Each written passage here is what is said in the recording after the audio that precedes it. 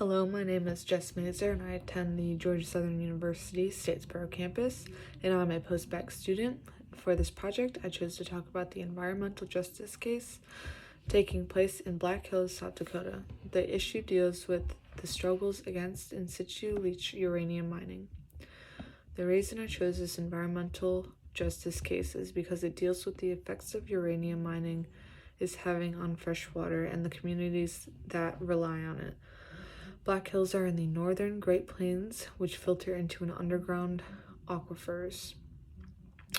The Oglala Sioux tribe is at the forefront of this issue. In the past, they have had treaties with the state to protect the land and water. However, one end of the bargain is not being upheld. In the early mining in the 1950s through the 70s left close to 200 abandoned mines, which continued to contaminate the land and water. Nowadays, a company called PowerTech is looking into getting state and federal approval to build new uranium mines and to use the in situ leach method of mining. In order for in situ leach mining to work, the uranium must be located directly in an underground water resource. The method involves pumping a solution underground through wells. The solution is then forced through a uranium deposit and leaches the uranium out of the rock. The solution is then pumped back to the surface and the uranium is removed for further processing.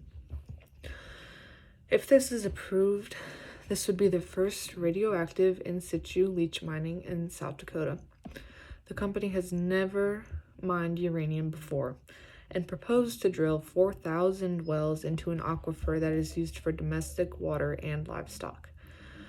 It also plans to pump its wastewater into another aquifer through 4 deep disposal wells. The project would impact water from 3 of the 4 major drinking water aquifers in Black Hills, which is a semi-arid area that relies on groundwater. This type of environmental justice case has 2 types of conflicts. The first is that it is nuclear, and the second type of conflict is that it is uranium extraction, water access rights and entitlements, landfills, and toxic waste treatment, and uncontrolled dump sites. The project details and actors are that the PowerTech uranium project conflict started on January 1st, 2017, and it is also known as the Dewey Burdock Project, and the site would cover 10,000 acres. While this is a rural area, the project would affect nearly 70,000 people and the metropolitan population of Rapid City, which is close to 125,000 citizens. Relevant government actors are the Nuclear Regulatory Commission, NCR, Atomic Safety and Licensing Board, ASLB, and the Environmental Protection Agency, EPA. The impacts of this project range from environmental to socioeconomic. Environmental impacts are biodiversity loss, loss of landscape and aesthetic design, degradation, soil contamination, soil erosion, waste overflow, deforestation and loss of vegetation cover, surface water pollution and decreasing water quality, groundwater pollution or depletion, large-scale disturbance of hydro and geological systems, and reduced ecological and hydrological connectivity. Health impacts are accidents, exposure to unknown or uncertain complex risks like radiation, occupational disease or accidents, as well as death. Socioeconomic impacts are displacement, lack of work security, firings and unemployment, loss of livelihood, loss of traditional knowledge, practices, and cultures, land disposition, and loss of landscape or sense of place. This conflict is important because it shows how standing up for the safety and well-being of your land and community can make a difference. The people affected by the past and potential future pollution of their land and water sources started to fight back against PowerTech building more uranium mines. conflict started in 2017 and has not ended, but mines have also not been built.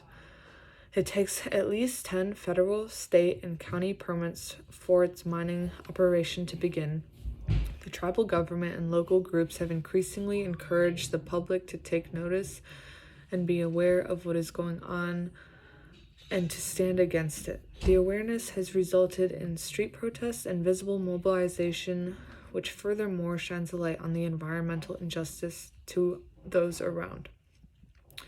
The takeaway from this environmental justice case is that it only takes a few to make an impact and to potentially stop things like mining from happening in certain areas when it affects so many.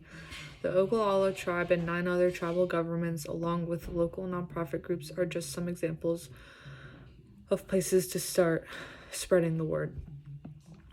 I learned that uranium mining works. I learned how uranium mining works and what it is for. The uranium gets leached out of the rock and brought to the surface level and is then taken to be processed for the end use of producing nuclear power.